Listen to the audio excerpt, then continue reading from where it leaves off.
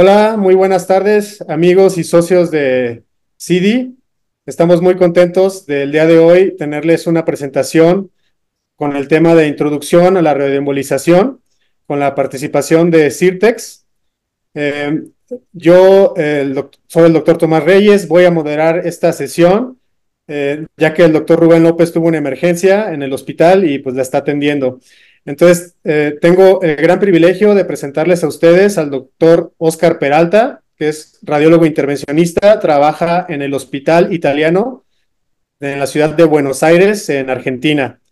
Y pues sin más preámbulo, los dejo con él para que iniciemos a la discusión de este tema súper interesante para todos nosotros. ¿Qué tal? Bueno, a ver, ¿Podría compartir, porfa, ahí estoy. Ahí está. Bueno, buenas noches o buenas tardes a todos. Gracias al CIDI por esta invitación y también agradezco el patrocinio que tiene CIRTES para poder vehiculizar hacia todos la experiencia nuestra con respecto al manejo de tumores hepáticos con el uso de Itrio 90.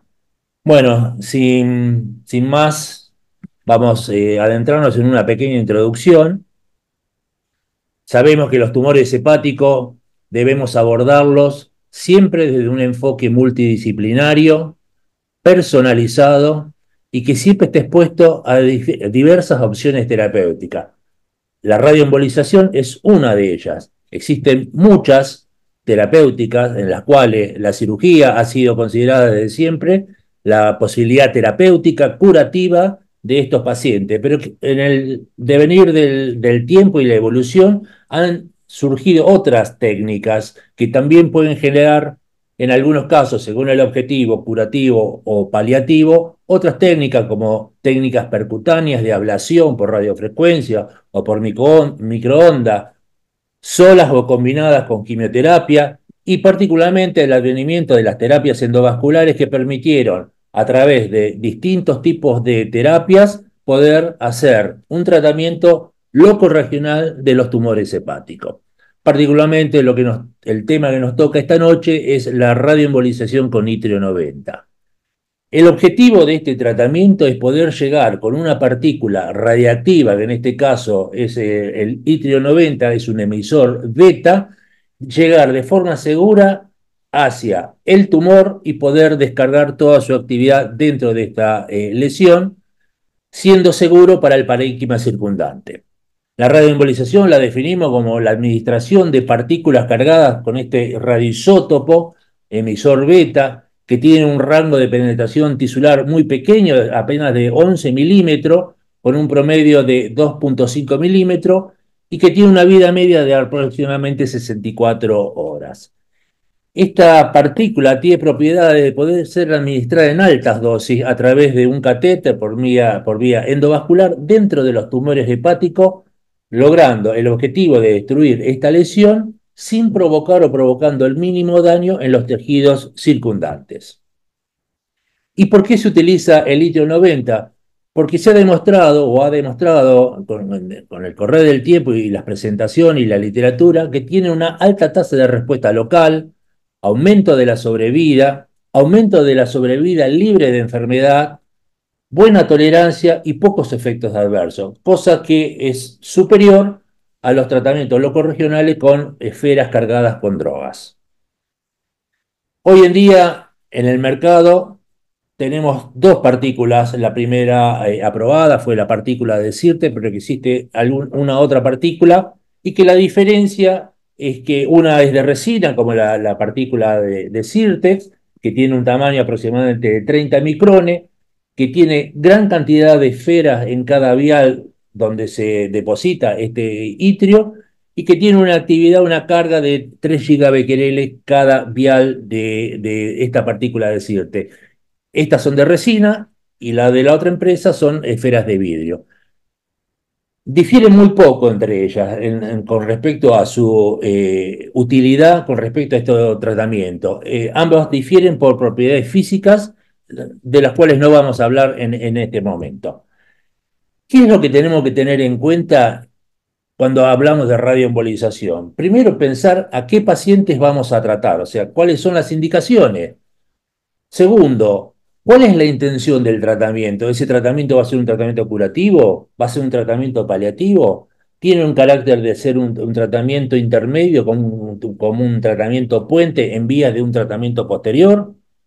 ¿De qué manera vamos a administrar esa radiación? Eso va a ser en función de la cantidad de lesiones que tiene el paciente, en dónde están ubicados, si es en un lóbulo, si es en dos lóbulos, si es en un segmento. Y también, ¿cuál va a ser el mejor método para calcular la dosis para ser administrada en ese tumor? Entonces, tomando como premisa estas cuatro indicaciones, podemos decir que podemos tener una orientación de hacer un tratamiento correcto de estos pacientes. ¿Qué pacientes vamos a tratar? Tumores hepáticos primarios, en este caso el hepatocarcinoma, que es la indicación más estudiada, y particularmente los tumores que están en un estadio intermedio o B del Barcelona Clinic, y en las últimas actualizaciones de esa guía orientativa, que es la del BSLC, se han incorporado los estadios tempranos como el estadio 0 o el estadio A, donde aquí ya no es un tratamiento paliativo, sino empieza a ser un tratamiento curativo. También se lo utiliza como puente en trasplante hepático, como dijimos previamente, y particularmente es una terapia ideal para aquellos pacientes que tienen grandes tumores, tumores que son grandes, que son difíciles de tratar por otras técnicas endovasculares, como por ejemplo la quimioembolización. Y otra idea también es lograr un downstaging en estos pacientes para posteriormente ser tratados con otra terapia, por ejemplo, la técnica quirúrgica.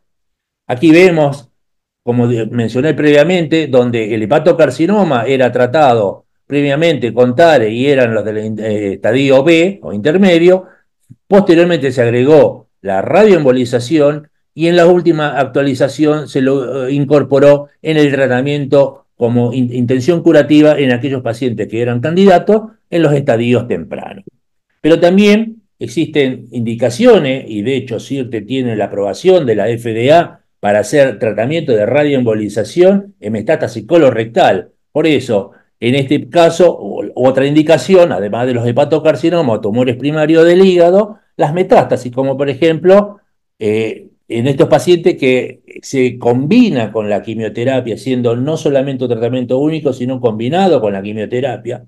Y en algunos casos donde la quimioterapia no ha dado ningún tipo de resultado y ha pasado la segunda o tercera línea de quimioterapia, en estos pacientes entra como salvataje para lograr una mejor sobrevida de estos pacientes. También se pueden tratar otros tumores hepáticos secundarios, como los neuroendocrinos, colangiocarcinoma, etc.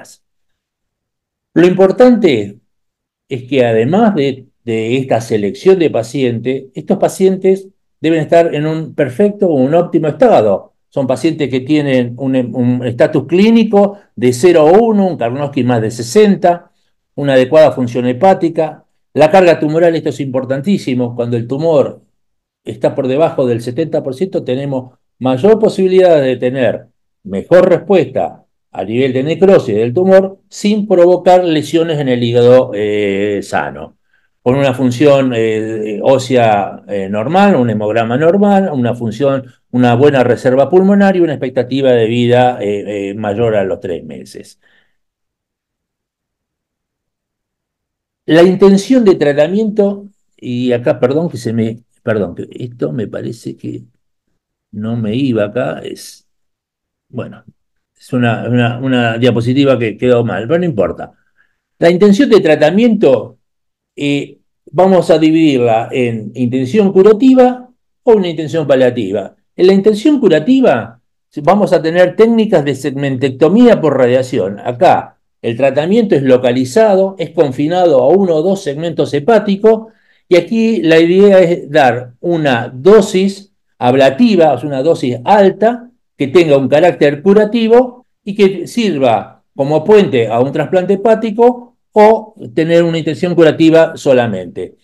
La otra técnica es hacer una lobectomía por radiación, en donde acá la enfermedad es unilobar y tiene una intención de controlar la enfermedad. y generar una hipertrofia lobar contralateral. Acá el paciente tiene carga tumoral en un solo lado y tiene un hígado remanente no tumoral, donde el hígado remanente no tiene un volumen tan importante. Entonces, para generar una hipertrofia se hace una ablación del lóbulo comprometido y se espera una hipertrofia contralateral, que es lo que estamos viendo acá. Y estos son pacientes que pueden pasar posteriormente a hacer una resección del lado comprometido o lado tratado.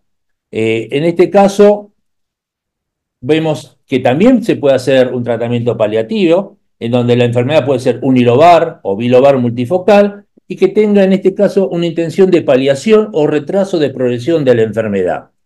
En los casos de presencia de invasión vascular, independientemente del tamaño y la distribución de estas lesiones, el objetivo va a ser también un retraso de la progresión de la enfermedad combinada con un tratamiento sistémico. Y otro tema importante cuando pensamos en radioembolización y cómo tratar al paciente es el cálculo de la dosis. Eso, acá no me voy a meter en este tema de dosimetría, pero sepan de que existen dos técnicas para calcular, técnica una más general, inicialmente utilizada, que era el BCA, y otras técnicas como el MIR, que son, o el método particional, en donde toman por partes el hígado y se hacen mediciones selectivas o localizadas de este sector para poder concentrar en un pequeño compartimiento la mayor cantidad de radiación sin comprometer el hígado sano. La actividad aconsejable para cada paciente debe ser calculada en función de estos factores: el tipo de esfera, el tipo de tratamiento que vamos a tener, si es total, lobar o segmentario, depende del volumen hepático completo, del volumen tumoral, del porcentaje del shun pulmonar y del TN. Es importante saber este concepto de TN, en donde las esferas se pueden distribuir de forma no homogénea. Algunos de los métodos de dosimetría toman la medición como si las esferas se distribuyeran homogéneamente dentro del hígado, y la verdad que no siempre en la realidad es así. La distribución va a depender un poco del grado de vascularización de las lesiones. Y aquí vemos en estos pequeños esquemas, donde vemos que acá tenemos una lesión y las esferas se han concentrado estrictamente dentro de la lesión. Entonces aquí tenemos un T alto, un N bajo, o sea, N sería el no tumor, donde vemos que hay una alta concentración, en este caso el TN es alto. Si uno inyecta en una inyección lobar y el paciente tiene lesiones que son hipervasculares y vamos a tener un TN alto, nosotros asumimos que la mayor cantidad de las esferas van a ser incorporadas al tumor, con lo cual uno puede pensar en dar una dosis más alta porque la cantidad de radiación va a ir, o de esfera, va a ir dentro de la lesión sin comprometer el hígado no tumoral. Y aquí vemos que hay distintos patrones, como vemos acá, que podemos tener un patrón periférico, donde hay un área central que no capta, un patrón tanto central como circundante, un patrón donde no hay captación dentro de la lesión y sí por fuera, y así, en este caso, por ejemplo, vemos donde hay una captación que es homogénea tanto afuera como adentro del tumor. Todos estos elementos, el médico físico va a tener que tomar en cuenta para utilizar la dosimetría exacta, personalizada, y poder de esta manera tener el objetivo de generar mayor cantidad de radiación dentro de la lesión para tener el mejor resultado óptimo y menor cantidad en el hígado no tumoral para evitar complicaciones de estos pacientes. Aquí te quisiera interrumpir un poquito, doctor. Sí, sí, sí. Tengo una pregunta, por ejemplo, aquí en los esquemas que tienes, en donde se muestra la distribución de la radiación dentro del tumor o en el parénquima sano, ¿cómo sabes qué tipo de distribución va a tener? ¿Hace alguna simulación antes? No, a ver, paso acá al Zoom. Lo primero que vemos es el estudio previo. O sea, los pacientes deben tener una serie de estudios previos, estudios metabólicos del hígado, laboratorios, por ejemplo, vamos a un hepatocarcinoma, ¿no? Ponemos un ejemplo. Hepatocarcinoma es un tumor que en general es un tumor altamente vascularizado. Entonces, tanto la tomografía como la resonancia magnética, que son los métodos de imágenes que vamos a tener para ver previamente qué tumor vamos a tratar, en general son tumores que son hipervasculares en la TC, hiperintensos en la resonancia. Entonces, si tenemos un cáncer de colon, que en general suelen ser poco vascularizados, hay excepciones, ¿no? Pero son en general poco vascularizados, se ve muy mal en la tomografía computada porque suelen tener un patrón isodenso con el resto del parénquima sano, salvo que tenga un patrón muy poco vascular, en donde se noten claramente hipodenso ya en los estudios con contraste, y si no, lo que hacemos nosotros vemos en la resonancia, ver el patrón de hiperintensidad que tienen esas lesiones. Y ahí prevemos que este paciente va a tener mucho o menos captación. Cuanto más captación de contraste en los métodos pertinentes tiene ese tumor, asumimos que ese paciente va a tener un TN más alto. De base, nosotros decimos, los tumores, hepatocarcinoma, los tumores neuroendocrinos, son pacientes que van a tener TN alto. Entonces sabemos que tenemos mejores posibilidades de tratamiento curativo o curativo de respuesta, mejor dicho, no hablemos de curación, sino de respuesta en estos pacientes porque va a tener un TN alto y va a tener una mayor concentración de la esfera dentro del tumor. Muy bien, Después, muchas gracias. después hacemos el mapping, que es otra parte. Supongo que hay gente con experiencia, lo que ha hecho y que sabe que la radioembolización consta de dos partes. Una primera parte que es el mapeo, donde nosotros estudiamos el hígado vascularmente, lo estudiamos asociados con técnicas de tomografía de ascónico o de ConvinCT, y de esa manera podemos valorar volúmenes muy exactos de la lesión tumoral. Y eso es lo que hablé al principio un poco, que hoy en día, a comparación de lo que hacíamos nosotros empezamos en el año 2013, donde usábamos un método que se llamaba el BCA. Y el BCA tiene algunos inconvenientes, porque no toda la actividad se debe basar en el peso y la altura, porque hay pacientes que tienen comportamiento diferente en función del TN de este paciente, puede ser 100 kilos, pero pesa un metro 50, va a cambiar el BCA. Entonces, el cálculo no es del todo exacto. Hoy en día se utilizan dosimetrías más compartimentales o multicompartimentales, que hace que la cantidad de radiación deseada o dosis absorbida en cada tumor sea muy personalizada y la mayor concentración en esa lesión. Eh, y lo que hacemos es justamente eso, hacemos el mapping, hacemos la tomografía, inyecciones selectivas de contraste en la arteria portadora del tumor, una, dos, tres arterias, las que se necesiten, y de esa manera podemos calcular el TN de ese paciente. O sea, estimar lo que nos va a dar el resultado final es la medicina nuclear. Pues la medicina nuclear va a decir, captó el macroagregado de albúmina, que es lo que se inyecta en las arterias de los tumores para simular el itrio, cómo se va a comportar el itrio si ese macroagregado de albúmina marcado con tecnesio 99 se acumula en la lesión o se acumula en un tejido non-target. Significa que hay alguna rama que no estamos viendo, que del hígado va hacia afuera del hígado y puede comprometer algún otro órgano, particularmente el estómago y otra arteria, que puede ser una rama mental que vaya al duodeno, u otra rama que nosotros solemos ver que va fuera del hígado, que es la arteria del ligamento falciforme, que va hacia la línea alba, la línea anterior.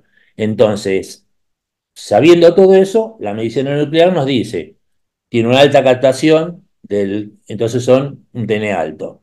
Baja captación, y eso modifica la estrategia de tratamiento. Ok, perfecto. Muchas gracias. Bien. Bueno, ahora vamos a mostrar algún caso clínico. El primero que voy a mostrar es un paciente de 63 años con un hepatocarcinoma, cirrosis de origen alcohólico, virus negativo, un Child A, es una lesión B del Barcelona Clinic, estatus clínico ECOG 0, presencia de varices esofágicas, hipertensión portal, y tenía como anexo una porfiria cutánea tardía. Un hepatograma, como ven, dentro de la línea normal, con una alteración de la alfa-fetoproteína completamente elevada, y este es el paciente que nos tocó. Este es una resonancia magnética en un tiempo arterial, y es algo que, por ejemplo, nosotros, habitualmente, así trabajamos nosotros, hepatocarcinoma o tomografía dinámica o resonancia magnética dinámica.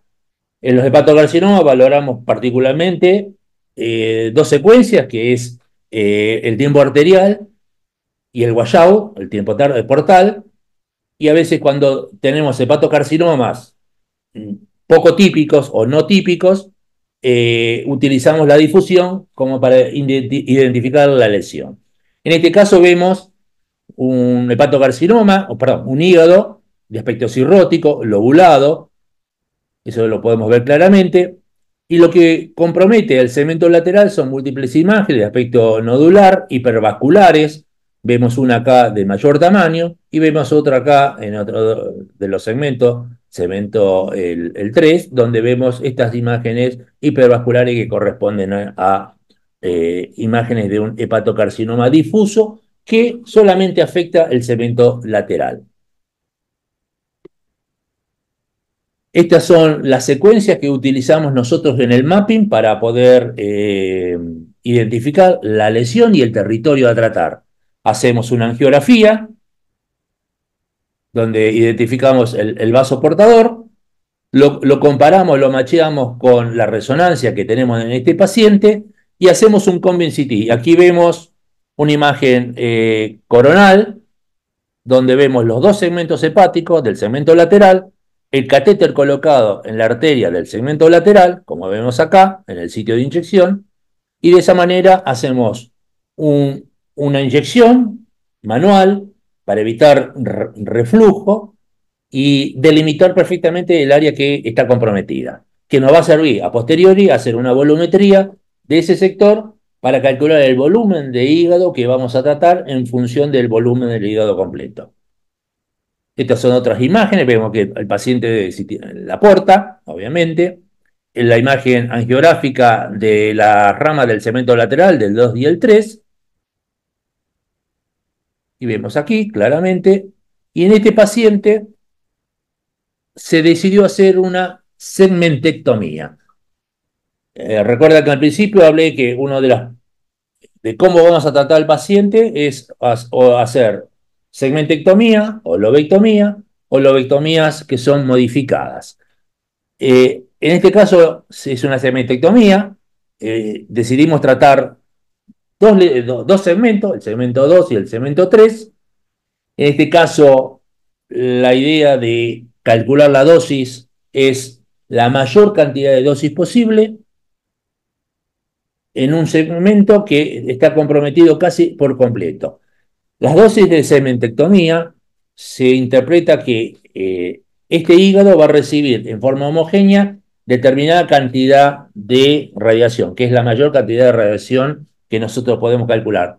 Un vial de esferas de Sirtex, que tiene 3 gigabecquerel, tienen una carga de aproximadamente 81 milicuries. Esa es la dosis total de un vial de Sirtex. La dosis total, acá no se decidió bajar o hacer un cálculo de la dosis entre el hígado sano y el hígado enfermo, porque lo que queríamos lograr es una destrucción completa de esos dos segmentos, ya que el resto del hígado estaba sin lesiones. Y además era un paciente en plan de trasplante. Y aquí vemos un poco la evolución de este paciente. Aquí vemos la lesión basal. Aquí vemos el control a los 4 meses. Ya habíamos logrado una atrofia importantísima con necrosis de las lesiones. La atrofia con el correr de los tiempos, 7 meses, ya fue mucho mayor y quedó casi completamente destruido. Esto es parte del segmento 4. Y aquí vemos el PET ítrio que hacemos nosotros para medir, después de la radioembolización, dónde se impactaron las esferas. Y vemos que claramente la impactación de las esferas de itrio coincide con el segmento lateral y que permitió esta evolución favorable. Fíjense que cuando se hizo la radioembolización en enero del año 15, donde pasábamos de una alfa-fetoproteína ligeramente elevada de 43 a cómo se normalizó completamente. El paciente fue seguido durante mucho tiempo, pues estaba en plan de trasplante además, y vemos que en abril del año 17, mayo del año 17, el paciente presentaba un alfa-feto completamente normal y un año después el paciente hace una elevación de la alfa-fetoproteína y estudiando al paciente vimos que el segmento lateral estaba completamente sano, sin lesiones, y le apareció una lesión nueva en el segmento 7, donde por suerte este paciente tuvo la fortuna de que muy poco tiempo después, unos meses después, encontró un trasplante y se pudo, perdón, un hígado para poder ser trasplantado y fue trasplantado posteriormente. El paciente está vivo hoy en día y vemos que en la anatomía patológica de ese hígado trasplantado pudimos ver que el segmento lateral estaba completamente necrótico y donde estaba la lesión teníamos tumor y parénquima, obviamente sin afectación porque en ese lugar no fue tratado.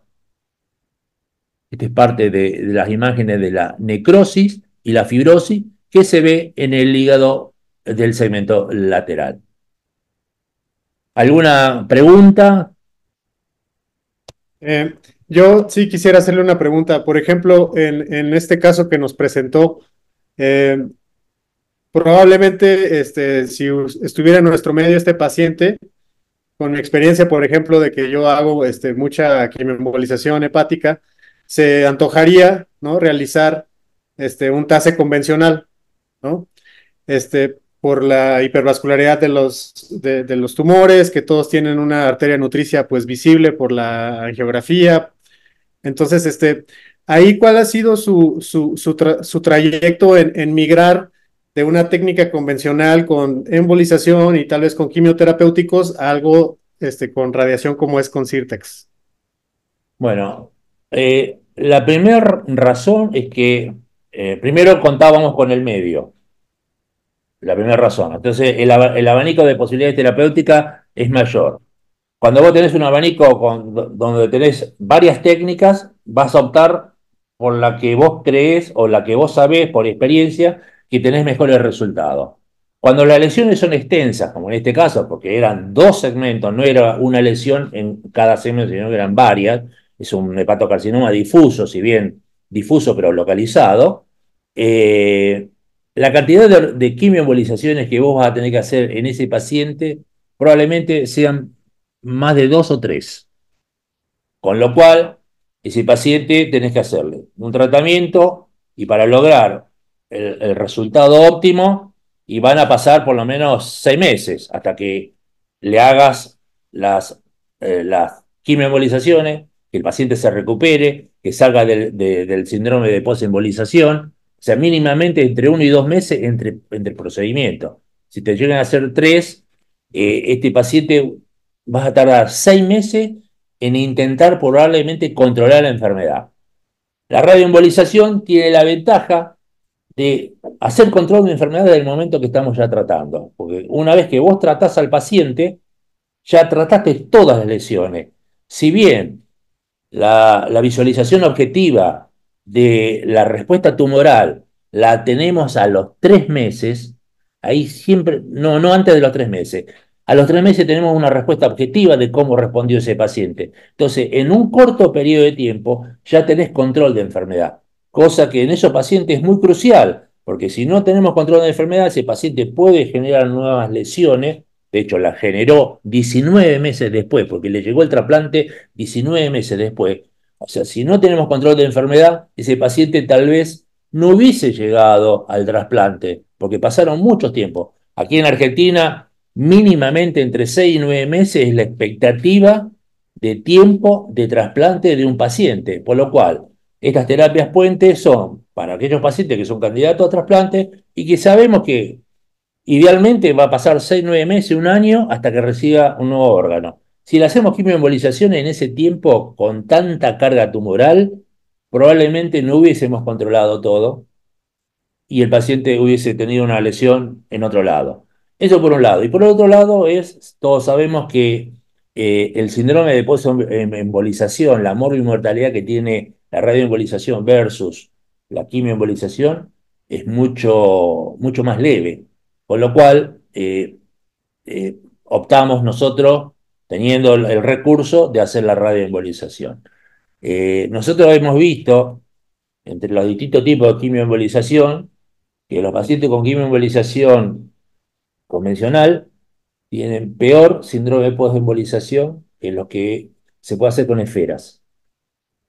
Sí, Siempre y cuando la técnica es correcta, o sea, que no haya solamente una depresión de los vasos tumorales, no de los vasos, porque ahí ya nos exponemos a sobreembolización y fenómenos de colangitis, de vilomas, que también hay que tener en cuenta. Son otros factores por el cual también decidimos hacer radioembolización.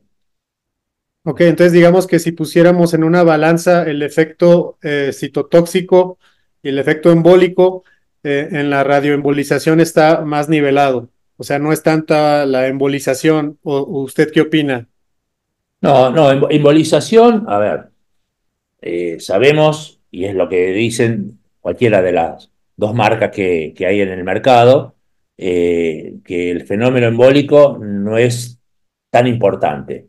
Eh, las esferas de Sirtes, a ver, esto ya nos estamos metiendo en otro terreno, que es un tema más técnico, y hoy nos patrocina Sirte, por eso vamos a hablar de Sirte, pero eh, se habla de que las esferas de Sirte pueden tener un fenómeno embólico y a veces puede no entrar toda la dosis, pero eso son técnicas de cómo administrar la dosis.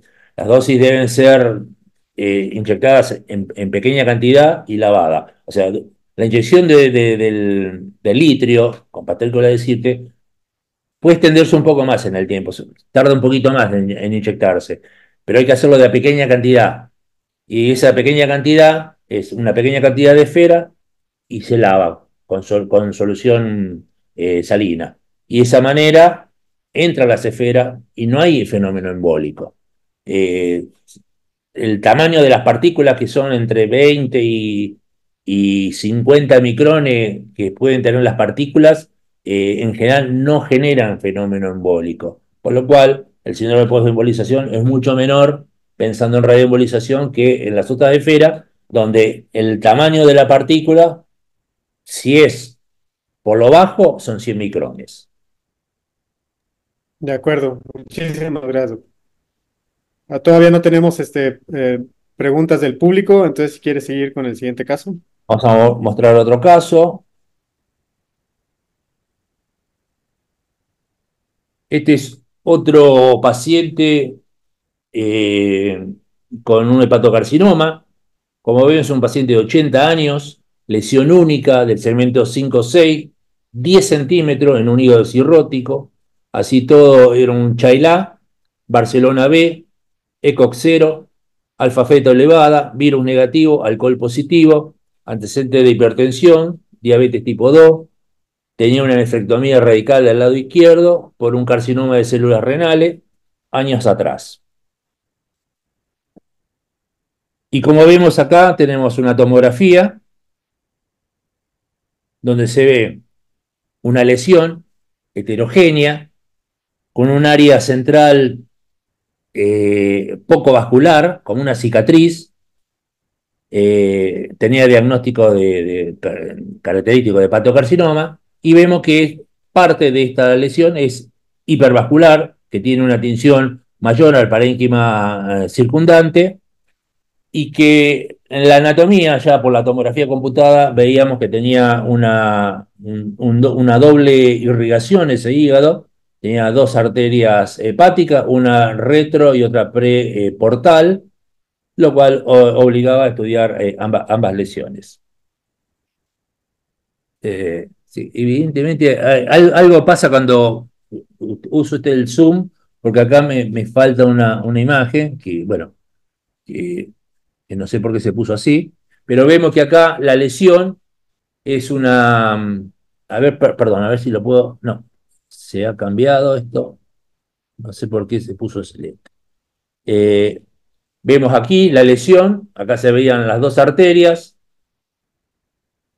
una para el segmento 8 y otra acá en la tinción de la lesión tumoral.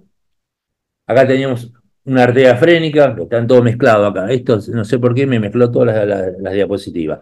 Una arteria frénica, pre-tratamiento, donde se veía que parte de una de las ramas de la arteria frénica irrigaba la lesión. Y aquí vemos el posembolización. Este paciente lo que hicimos tenía una arteria hepática media donde irrigaba todo lo que es el segmento 8, 4 y el segmento lateral. Y una arteria frénica que irrigaba parcialmente la lesión tumoral. Lo que hicimos es entrar en la rama que comprometía o pintaba la cúpula de esta lesión tumoral y se embolizó con esferas de 100 micrones, lo mismo que la arteria frénica. Lo que logramos de esta manera es una redistribución, no hacer un tratamiento, sino que toda la irrigación viniese por la otra arteria. La otra arteria era una rama que venía de la mesentérica superior y que irrigaba en su totalidad la lesión tumoral. Bueno, aquí vemos parte que se han mezclado las diapositivas, donde se veía parte de esta arteria frénica que irrigaba la lesión tumoral en un sector periférico. Obviamente, a todos estos pacientes, durante el mapping, lo que hacemos es una angiografía, una tomografía por ascónico, es un COMBIN-CT. De esa manera vemos la vascularización, si toda la lesión, el COMBIN-CT nos sirve a nosotros para determinar si el tumor está completamente irrigado por la arteria donde estamos inyectando. Nos sirve para calcular el volumen y de esa manera poder valorar la dosimetría posterior. Una vez que estamos convencidos de que la arteria esta irrigaba toda la lesión, se inyecta el macroagregado. Vemos que aquí tiene ese comportamiento. Aquí lo que hoy hablamos del TN, vemos que la distribución es heterogénea dentro de la lesión. Habíamos visto en la tomografía que tiene un área central poco vascularizada, en la inyección, en el hepático, luego de inyectar el macroagregado de albúmina, vemos que tiene el mismo comportamiento, una tinción mucho mayor o captación periférica y un área central con poca captación. Asumimos que el litio, las esferas de litio, van a tener este mismo comportamiento. Obviamente llegó el momento que se hizo el tratamiento. Se hizo el tratamiento, vemos que la distribución era en anillo y desgraciadamente acá se han cambiado las imágenes, el tamaño y esto quedó un poco por fuera, perdón por la imagen esto, y vamos a ver el resultado luego de la inyección. Aquí vemos la tomografía inicial con la captación más periférica y un área central no captante y el control a los 3 meses, donde vemos menor vascularización, áreas de necrosis mayor. Y lo que hicimos en este paciente es hacer un segundo tratamiento. En este paciente se inyectaron inicialmente la dosis total de un vial de Sirtex. Se inyectaron 81 milicurie. ¿Se puede hacer más de un tratamiento? Sí, se puede hacer más de un tratamiento en función de la cantidad de radiación que llega al pulmón. Y eso lo evaluamos a través del mapping por el subpulmonar. Si tenemos un flujo pulmonar bajo o menor de 10 y tenemos una captación en el pulmón baja, significa que la cantidad de Grays que absorbe ese pulmón está por debajo de los 30 Gray, por lo cual nos habilita a hacer un segundo tratamiento. Cuanto menor es la captación de ese pulmón, mayor posibilidad tenemos de hacerle un segundo o un tercer tratamiento, siempre y cuando no superemos 50 Gray en sucesivos tratamientos de radioembolización. Sí. La verdad tengo que pedir disculpas que se han alterado todas las diapositivas, los tamaños, porque vemos acá que no muestra lo que realmente quiero mostrar. Este es el segundo tratamiento que le hicimos al paciente, en donde vemos de vuelta la misma arteria, tenía parte de la lesión, como vemos en la tomografía, estaba en fragmentos o en sectores periféricos, y lo mismo se veía en la angiografía, y lo mismo se vio en el SPECT hepático. Fíjense que la tinción era en anular y en partes.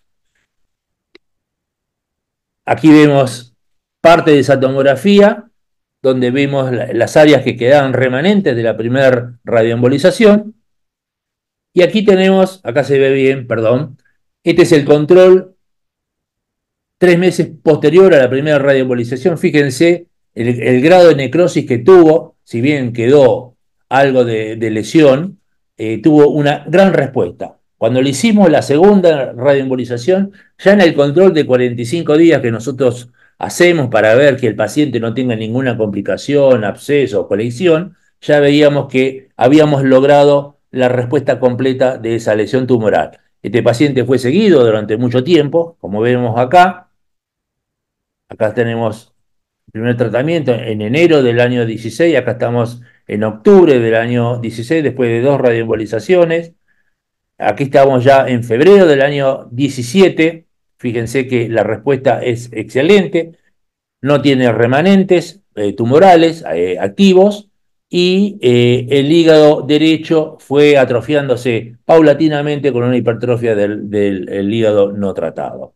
Fíjense que el paciente evolucionó muy bien con una atrofia progresiva del lóbulo tratado, y acá vemos el último control del año febrero del 2020, donde se veía una gran reducción de la lesión original, sin vascularización, sin nuevas lesiones, y este paciente fue del año 16 al año 20, cerca de 4 años, con una sobrevida espectacular, y desgraciadamente el señor en noviembre del año 20 fallece por un accidente cerebrovascular.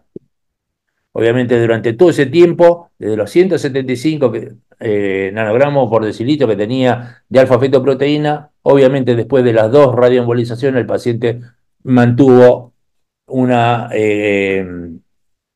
alfa-fetoproteína completamente normal. ¿Preguntas? Sí, aquí tenemos dos preguntas de nuestro foro. La Perdón por pregunta las imágenes, porque la colocación del zoom me las cambió de tamaño y quedaron como ocultos los imágenes a veces que he querido mostrar. Perdón. Así nos pasa a todos, no se preocupe, doc. Mire, tenemos dos preguntas. Una pregunta es del doctor Eduardo Aquino, que pregunta, en el caso 2, ¿qué tipo de terapia realizó? ¿Segmentectomía o lobectomía? Y pregunta Bueno, por qué tuvieron que bien. tratarlo 2 veces. No te escuché la última, perdón. Ah, que en este último caso que presentó, ¿qué tipo de terapia hizo? ¿Segmentectomía o lobectomía o ninguna de las dos? Y que por qué tuvieron que hacer 2 sesiones. Bien. Usamos semitectomía porque asumimos que el área comprometida, que eran 2 segmentos principalmente, la tomamos como segmentectomía, no tomamos el segmento 8 que venía por la arteria hepática media. La hepática media irrigaba el lateral 4 y 8. Y esa parte del derecho estaba irrigada por la hepática derecha naciendo de la mesentérica. Y nos pusimos selectivo. A ver si la puedo identificar acá donde nos entramos. Ah, qué bravo esto que me cambió todo. Acá está. Sí, se ve acá claramente en esta imagen donde estamos irrigando solamente la lesión tumoral, abarcando los segmentos que correspondían, ¿no? Eso por un Sí, lado. ¿Por qué le hicimos dos? Porque sabíamos que primero que tuvimos una respuesta parcial. A ver, déjame acá. Este es este es el control de 3 meses después de la primera radioembolización. Si ustedes se fijan, la lesión sigue siendo grande, tiene grandes mamelones, grandes porciones hipervascularizadas, o sea que es tumor viable todavía, y la decisión de hacer quimioembolización de eso, que es una lesión grande, versus la posibilidad de hacer una segunda radioembolización, porque la dosis absorbida en pulmón era baja, era por debajo de 30, con lo cual nos habilitaba hacer una segunda radioembolización. A nivel económico, la cobertura social le cubría el tratamiento, entonces no dudamos en hacerle una segunda radioembolización a este paciente. perfecto. Muchas gracias, doc. También el doctor Fernando Meléndez tiene dos preguntas. ¿Sí? Dice, ¿siempre realiza seguimiento con alfa-fetoproteína? Bueno, a ver, en oncoimágenes hay un trípode que sí o sí debemos seguir siempre. Imagen, en la parte humoral y vemos el estatus clínico del paciente. O sea, ese trípode es el que nos maneja a nosotros cómo tenemos que evolucionar el paciente, cómo lo tenemos que seguir. Imagen, humoral y la parte clínica. En función de eso, seguimos al paciente. Por ejemplo, paciente con una lesión de un centímetro, LIRAT 3 o LIRAT 4, uno puede tomar la decisión de no hacerle nada y esperar 3 meses a ver si esa lesión progresa. Ujú, Ese es control clínico, humoral y tumoral, ¿no? claro. También el doctor Fernando Meléndez pregunta, bueno, disponiendo de la radioembolización como parte de su gama de tratamientos, ¿existe algún caso en donde sigue usando Drockelurin bits, partículas cargadas con quimio, o ya no? Sí, ese es el caso 3. Ok, perfecto.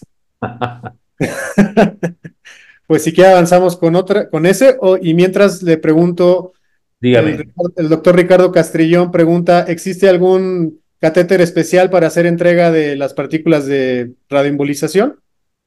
Qué buena pregunta esa. A ver, parece algo sin valor el tema de un catéter, pero bajo los conceptos actuales de estudio personalizado, dosimetría personalizada, dosimetría multicompartimental, o sea que de poder hacer una alta carga de dosis de radiación a un segmento o a un subsegmento o varios subsegmentos para poder tener el mejor resultado con poco impacto al hígado no tumoral.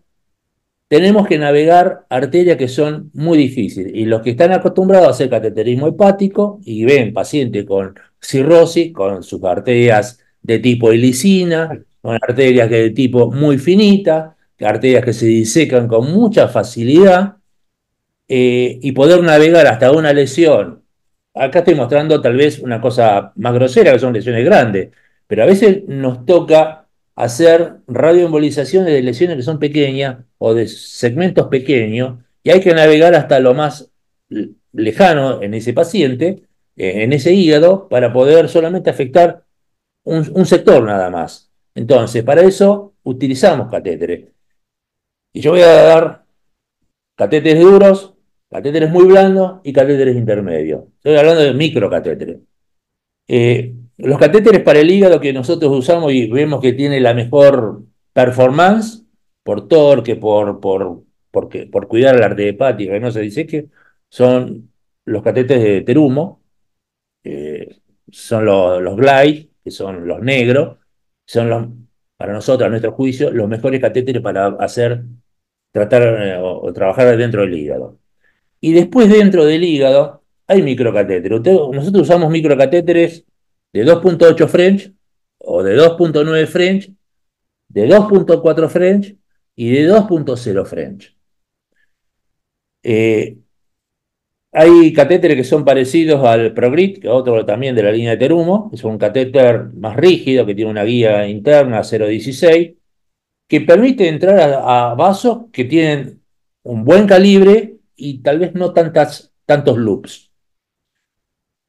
Y después hay un catéter que es mucho más blando, que nos permite hacer navegaciones muy distales, pasar muchos loops y seguir con torque en ese catéter, que es un catéter de Merit, que es el maestro. Eh, Perfecto. y nos basamos en estos dos catéteres y el maestro tiene uno que viene de 2.0 que nos permite también incluso entrar en ramas que son muy pequeñas cuando estamos haciendo radioembolización de sectores muy particulares, ¿no? Pero tiene mucho que ver en el momento de que uno va a hacer los Combin CT y localizar una lesión para no comprometer el resto del hígado. Hay que entender que estos pacientes tienen hígados comprometidos, la mayoría son todos hígados cirróticos, hígados que tienen una funcionalidad hepática a veces border, entonces tenemos que ser a veces tratar áreas muy delimitadas. Y para eso necesitamos hacer el cateterismo hiperselectivo y el catéter en este caso tiene un papel primordial. Perfecto. Y otra pregunta antes de pasar al tercer caso. La doctora Carolina Sandoval pregunta, ¿considera la sesión de Sirtex o de radioembolización con el paciente como un tratamiento curativo o paliativo al momento de planteárselo al paciente en la entrevista? Bueno, desgraciadamente no salieron las imágenes porque yo tenía una diapositiva que mostraba una cementectomía es considerada hoy un tratamiento curativo. En la guía del BSLC, lo voy a mostrar, a ver, voy a mostrar acá, a ver si lo tenía en la primera, que salió mezclada con otras cosas acá. En la guía del BSLC aparece acá, very early stage, estadio 0, early stage, estadio A, y son tumores pequeños. Si uno reconoce esta clasificación, sabe que el objetivo del tratamiento puede ser curativo. En este caso, los que estamos haciendo tratamiento curativo son segmentectomía. Cuando uno hace una segmentectomía, es tratamiento curativo. También la intención curativa es hacer un downstaging, que ese paciente tenga una reducción del tumor que esté por debajo de los 5 centímetros, o sea, paciente que entra dentro de la escala de Milán y son potencialmente quirúrgicos. Si tiene una lesión de 7 centímetros, está fuera de Milán, por lo cual ese paciente no es quirúrgico, por lo cual, no o sea, por lo cual iría a tratamientos paliativos. Pero si logramos una reducción o destrucción completa del tumor, el paciente entra dentro de lo que es escala de Milán o paciente dentro de Milán y pueden ser quirúrgicos. Otros pacientes, a ver, hay una técnica que se llama, dijimos, segmentectomía, uno o dos segmentos, curativo. Puede tener una intención curativa. En ese paciente le podemos decir que este tiene una intención curativa, porque ya las guías lo toman como intención curativa. Si la lesión ya es unilobar, lesiones múltiples en un solo lóbulo, o bilobar, obviamente ya la intención va a ser paliativa, retardar la progresión de la enfermedad, o retardar el tiempo libre, prolongar el tiempo libre de enfermedad. En esos casos, las técnicas son lobares. Entonces, las técnicas lobares, uno piensa rápidamente, son técnicas paliativas. Técnicas de segmentectomía o bisegmentectomía son técnicas curativas. Perfecto. Muchas gracias, doc. Si quiere, podemos continuar con el tercer caso, por favor. Bueno, esta es una señora, Griselda, de 72 años, ya con un diagnóstico de colangiocarcinoma, lobar. Obviamente, a ver, acá uno está hablando de paliativo, pues ya tenemos una lesión lobar. En el contexto de dolor abdominal, la paciente pérdida de peso hace un estudio de ecografía y ahí aparece la lesión que después se completa con otro tipo de imágenes. Sin enfermedad hepática, sin lesión ganglionar retroperitoneal. La señora con un estatus clínico muy bueno, ECOG 0, antecedentes solamente de hipertensión arterial. En las imágenes en el año 21 tenía el colangiocarcinoma de 14 centímetros. Fíjense que los valores de marcadores tumorales en esta paciente eran negativos. Tiene un CA19-9 de 2.1 que es normal y un alfa-feto que es normal. Una fala elevada, obviamente, por masa hepática y el resto del hepatograma completamente normal. Bueno, y aquí tenemos la lesión y hay una imagen ahí que no sé por qué apareció, dos imágenes ahí que no sé por qué aparecieron. Me ha hecho una mezcla el Zoom, pero vemos claramente una gran lesión que ocupa el lóbulo hepático derecho. Si vemos también ocupa parte del segmento 4 y tiene solamente el segmento lateral. Con este tumor, como vemos acá, vemos que también estaba libre el segmento 8. Entonces, lo primero que valoramos acá es el paciente. ¿Cómo es la función hepática? Vemos su hepatograma, si es un hepatograma normal, cómo están sus proteínas, cómo está su albúmina, cómo es su RIN. Si el paciente tiene una muy buena función hepática, pensamos en que podemos tratarlo. Después, otra cosa que valoramos aquí en este paciente es ¿cuánto es la carga tumoral que tiene este paciente? ¿Es menos del 70% o más del 70%? Si la paciente es menos del 70% y que tiene un muy buen hepatograma, función hepática y un estatus clínico, un ECOG 0, ahí sí pensamos en ofrecerle algún tratamiento. Si la paciente no tiene alguno de estos factores, la paciente no hay que ofrecer el tratamiento porque probablemente tenga una expectativa de vida de menos de 3 meses, que es lo que uno pide que en estos tratamientos poder realizar. Fíjense la cantidad, el tamaño de la lesión, fíjense la extensión de los segmentos hepáticos del lóbulo derecho, menos el segmento 8.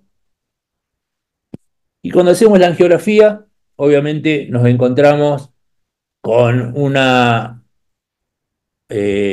portografía donde vemos trombosis portal de las ramas tal vez del 5, 7 y 6.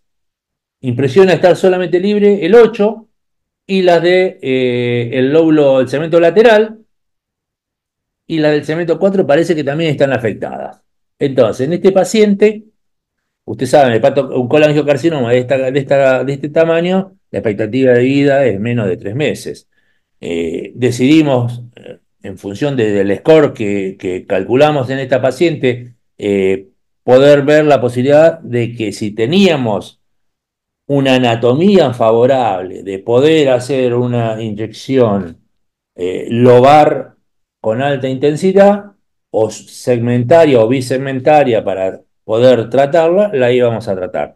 Bueno, esta señora por suerte tuvo una anatomía medianamente favorable, donde se veía claramente la vascularización de la lesión, muy hipervascular, algo que también a veces no es tan característico de los colangiocarcinomas. Probablemente fuera un hepatocolangio, porque normalmente los colangiocarcinomas son poco vascularizados, tienen una vascularización más pobre. Este particularmente es muy hipervascular y esto obró a favor de que pudiéramos decidirnos en hacer esta técnica de radioembolización. Vemos que de la arteria hepática media tenemos esta irrigación y de la arteria hepática derecha originada de la mesentérica superior, la mayor cantidad de irrigación hacia la lesión. De la hepática media salía la rama del 4 lateral y del 8. Bueno, entonces, ¿qué hicimos nosotros? Buscamos las ramas que irrigaban la lesión y tratamos de dividirlas por segmentos. Fíjense, en esta imagen de fusión con COMBIN-CT van a ver en blanco la inyección del segmento 4, perdón, en amarillo el segmento 4 y en blanco el resto de la hepática derecha. Si ustedes se fijan, claramente, esta es la inyección desde la hepática media y esto en blanco, inyección de la hepática derecha. Esta imagen en coronal muestra la dimensión de la lesión. Fíjense, todo lo blanco, hepática derecha, y todo lo que está en amarillo dependía de la rama del segmento 4. Con lo cual, vimos que a través de esas dos inyecciones, sin comprometer el resto del hígado, podíamos tener la totalidad de la lesión. Y es lo que hicimos. Entrábamos en la rama del segmento 4, fíjese, acá tenemos el segmento lateral, parte del 4A acá arriba, y el 4B principalmente es lo que está afectando a esta paciente. El 4A decidimos que por el tamaño que tenía no teníamos la posibilidad de poder salvarlo, porque no tenía lesión, decidimos tratarlo igualmente, o sea, hacer una segmentectomía. Y cuando vemos la inyección selectiva, fíjense acá, hablando de catéteres, fíjense todas las vueltas que da el catéter acá, navegar hasta acá adentro y entrar hasta la arteria del segmento 4. Eso nos permite hacer en esa inyección selectiva una tinción real de la masa tumoral, sin tinción del resto del parénquima. Entonces uno puede hacer una volumetría exacta y hacer un cálculo exacto de la dosimetría que debe recibir ese segmento o ese sector para que sea una radioembolización útil, ¿no? No subóptima. Cuando inyectamos las dos partes, vimos captación heterogénea, tanto en el planar como en la imagen con el espejo hepático. Había tenido menor captación la inyección en la hepática derecha y tenía mayor actividad en la inyección del segmento 4. Eso se pudo motivar porque hubo un retardo entre que terminamos de hacer el mapping y el paciente fue a medicina nuclear. Hay que saber que más o menos entre la inyección del macrogrado de albúmina con tecnesio 99 hay un lapso de aproximadamente una hora en donde la medición por el SPEC es útil. Pasado ese tiempo podemos tener o falta de captación en el lugar o tecnesio libre dando tinción en otros territorios. Y esto es lo que hicimos en este paciente. Partimos el hígado en las distintas ramas que tenía y tratamos de no tocar, obviamente, las que no estaban comprometidas. Cuando vimos la hepática derecha, para no hacer una inyección global y poder tener una mayor dosis de radiación en cada arteria, lo que hicimos es separamos la arteria hepática derecha, la rama posterior, de la rama anterior, calculamos los volúmenes, se hizo un COMBIN-CT de cada rama, se calculó el volumen exacto de cada irrigación y se ajustó la dosis para cada volumen en particular. Y esta es la rama izquierda y esta es la selectiva, como habíamos visto del segmento 4. Se hace este cálculo, normalmente yo termino de hacer el mapping y hago una volumetría completa del hígado y todos estos datos, más el peso, más el área incluida, el volumen hepático completo, el físico hace todos los cálculos apropiados para hacer la dosimetría personalizada en estos pacientes.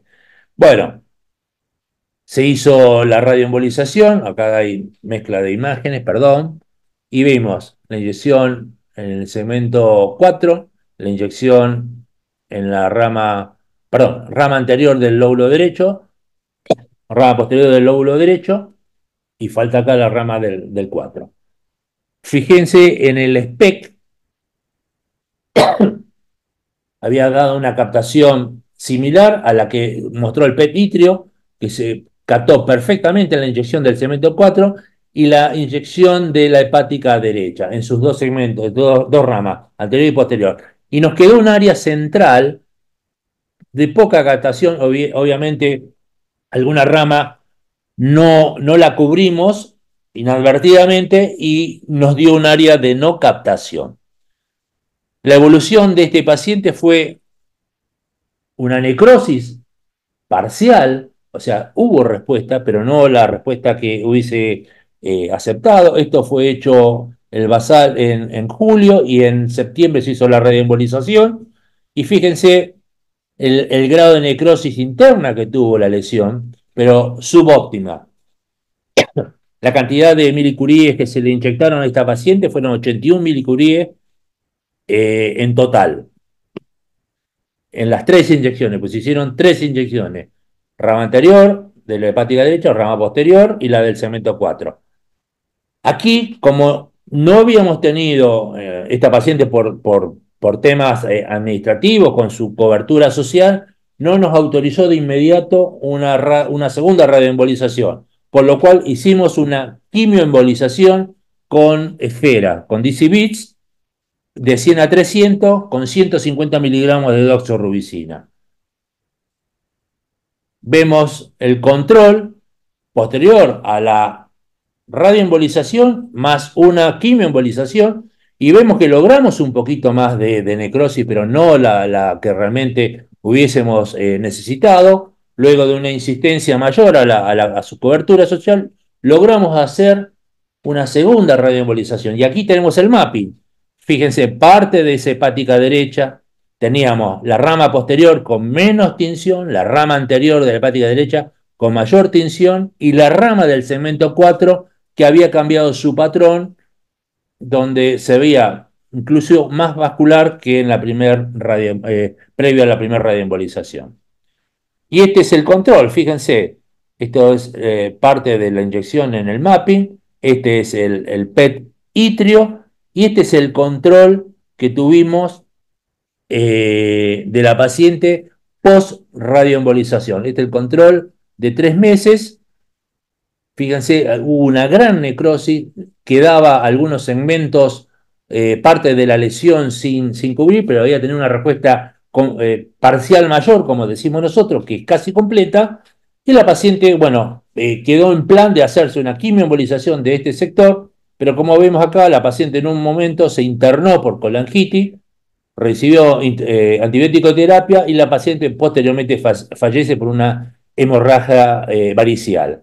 Si se fijan, el tiempo desde que empezamos hasta que el paciente fallece tiene 26 meses sobre vida.